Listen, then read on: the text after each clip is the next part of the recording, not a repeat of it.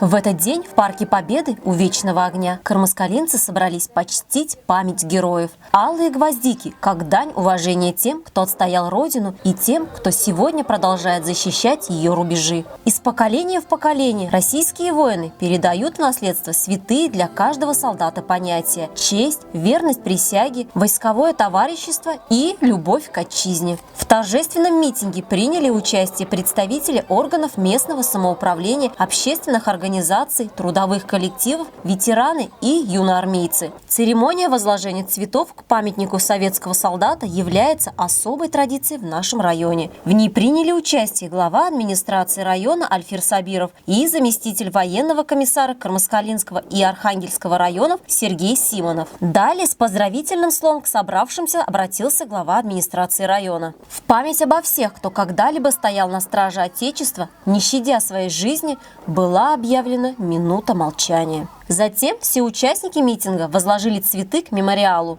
В торжественной обстановке медали и благодарственные письма вручили тем, кто внес большой вклад в укрепление обороноспособности страны, заслуги в военно-патриотическом воспитании молодежи, проявленное усердие и разумную инициативу. В продолжение торжества был представлен яркий концерт. Всех присутствующих музыкальными номерами поздравил Фарид Якшигулов и вокальный ансамбль Яш Кунгельдар.